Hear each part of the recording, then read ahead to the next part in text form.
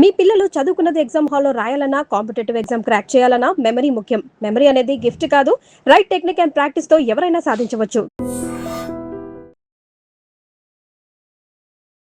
Welcome to I dream. నా పేరు లుంపిని.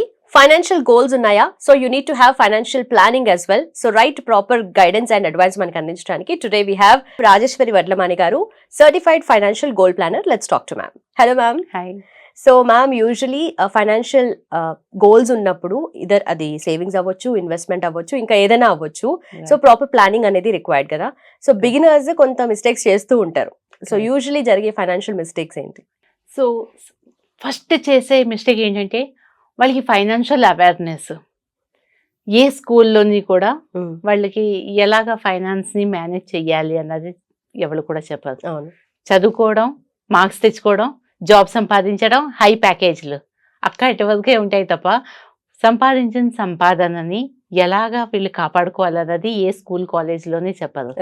And point number 2, ఫ్యామిలీలో కూడా యాక్చువల్లీ ఇవన్నీ కూడా బడ్జెటింగ్ అన్నది, ఫైనాన్షియల్ ప్లానింగ్ అన్నది ఫ్యామిలీలో డిస్కస్ చేయాలి. పేరెంట్స్ ఏంటంటే పిల్లలకి ఇవన్నీ ఎందుకు చెప్పడం? కరెక్ట్. ఒకవేళ అడిగినా కూడా తిడతారు. అడిగినా కూడా తిడతారు. ఓకే, సో ఒక అర్నింగ్ పర్సన్, ఫాదర్ లేదా మదర్ ఇద్దరు కూడా సంపాదిస్తున్నారు అంటే వాళ్ళ బడ్జెట్ వాళ్ళు ఎలాగ మేనేజ్ చేస్తున్నారు, వాళ్ళకి ఇన్కమ్ ఎంత, ఎక్స్పెన్సెస్ ఎంత, ఎక్కడెక్కడ వాళ్ళు ఎంత పే చేస్తున్నారు అన్నది పిల్లలకి కూడా తెలియాలి. సో ఆ ఫైనాన్షియల్ లిటరసీ అన్నది స్కూల్లోని అండ్ ఫ్యామిలీలోని వస్తుంది. అది లేదు. నెక్స్ట్ వీళ్ళు జాబ్కి వెళ్ళగానే వీళ్ళకి ఎలాగ అనిపిస్తుంది అంటే ఓకే ఇంకా మనీ వస్తుంది కదా, సో వచ్చిన మనీని వచ్చినట్టే స్పెండ్ చేసేయాలి అనేసి. సేవింగ్, ఇన్వెస్ట్మెంట్ అన్న కాన్సెప్ట్ వీళ్ళకి తెలియట్లేదు. సో సేవింగ్ ఇన్వెస్ట్మెంట్ కాన్సెప్ట్ ఎప్పుడు తెలుస్తుంది అంటే ఆఫీస్లోని హెచ్ఆర్ పిలిచి మీకు ట్యాక్స్ కోసం అనేసి సమ్ ప్లాన్ చేసుకోండి అంటే అప్పుడు వాళ్ళు ట్యాక్స్ సేవింగ్ కోసం అనేసి ప్లాన్ చేసుకుంటారు.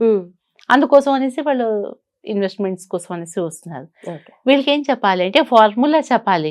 సో యూజువల్లీ ఇన్కమ్ వచ్చిందంటే income minus saving, left over spending.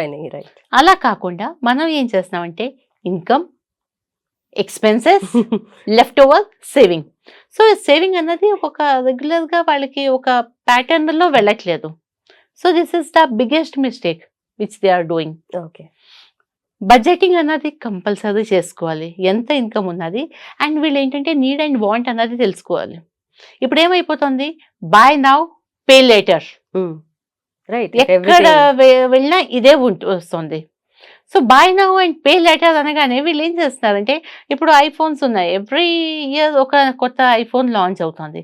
వీళ్ళు ఇవాళ కొనేసుకొని వీళ్ళు ఏదైతే ఈఎంఐ పెట్టుకుంటున్నారో ఈఎంఐ క్లియర్ అయ్యే లోపల నెక్స్ట్ కొత్తది ఫోన్ వచ్చేస్తుంది. రైట్.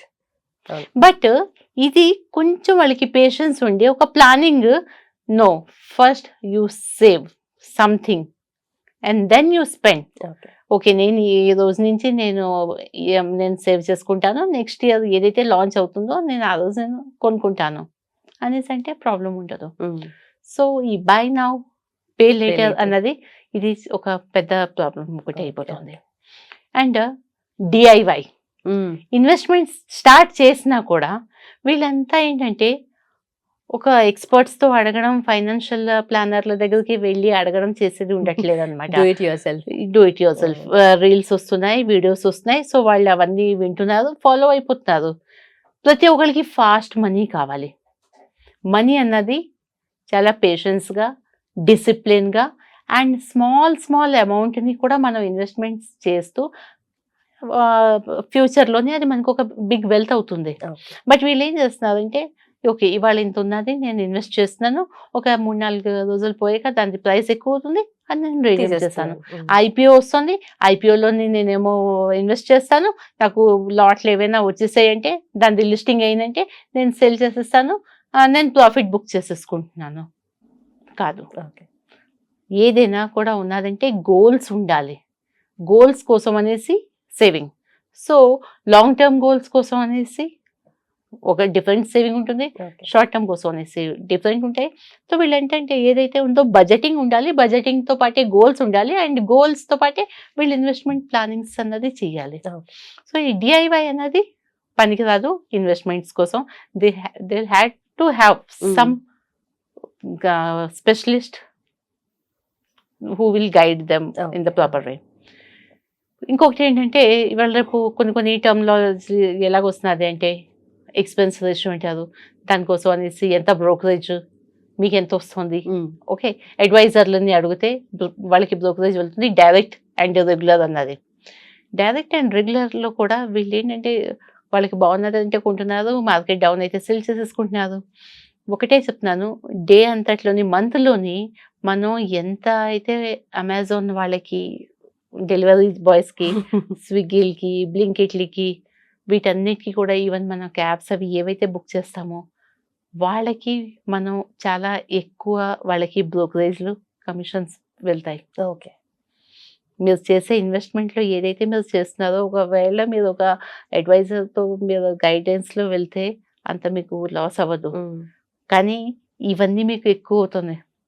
మీరు ఒక ఐటమ్ ఆన్లైన్లో బ్లింకిట్ అది చేసుకోవాలంటే మినిమం 200 రూపీస్ లేదు అంటే then you need to pay 20-30 rupees extra. అవి మీరు ఎక్కువ పే చేస్తున్నారు. 1000 రూపీస్ 2000 5000 రూపీస్ ఎస్ఐపి ఏదైనా మీరు చేస్తున్నారంటే మేము డైరెక్ట్లోనే చేస్తాము, రెగ్యులర్లో మేము చేయమనేసి చెప్తుంటారు. సో డైరెక్ట్లో వాళ్ళు చేసుకుంటే వాళ్ళకి అనుకుంటారు చాలా సేవ్ అవుతుంది కదా అని, కానీ వాళ్ళకి గైడ్ చేసే వాళ్ళు ఉంటారు.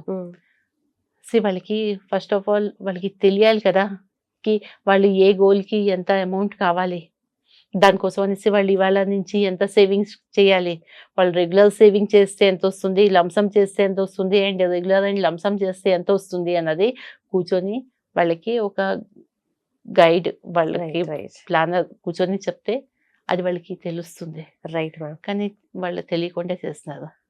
సో ఇవన్నీ కూడా చేసేది మిస్టేక్స్. అండ్ అది చిన్నప్పటి నుంచి స్కూల్స్ నుంచి ఫ్యామిలీ నుంచి స్టార్ట్ అవుతుంది. జాబ్ జాయిన్ అయిపోగానే బ్యాంక్ అకౌంట్ ఓపెన్ అవుతుంది. బ్యాంక్ అకౌంట్ ఓపెన్ అయిపోగానే వాళ్ళకి బ్యాంక్లోని వాళ్ళకి డెబిట్ కార్డ్స్ అవి ఇస్తారు. డెబిట్ కార్డ్తో పాటే క్రెడిట్ కార్డ్ ఇచ్చేస్తున్నారు. అండ్ క్రెడిట్ కార్డ్లో ఏంటంటే పాయింట్స్ వస్తాయి, దీంతో ఏమైనా కొనుక్కుంటే మీకు డిస్కౌంట్లు వస్తాయి అంటే వాళ్ళు స్వైపింగ్లో స్టార్ట్ చేస్తారు. సో అక్కడి నుంచి ఏంటంటే వాళ్ళ బడ్జెట్ ఏదైతే ఉందో అది వాళ్ళకి డిస్టర్బ్ అవుతుంది. ఓకే. ఇప్పుడు ఫస్ట్ వీక్లోనే వాళ్ళ దగ్గర డబ్బులు ఉంటాయి, వాళ్ళు మూవీ ఏదైనా చూడాలంటే ఓకే వాళ్ళు వెళ్ళి చూసి వచ్చారంటే ఓకే, బట్ లాస్ట్ వీక్లో వాళ్ళ దగ్గర డబ్బులు ఉండవు.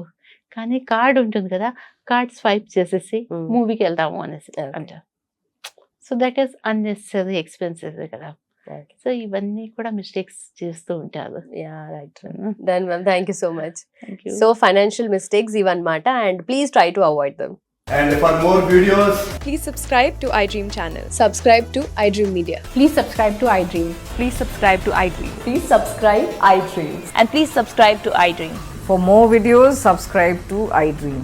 please like, share and subscribe to the channel. Congratulations, iDream. Subscribe to iDream. Subscribe to iDream.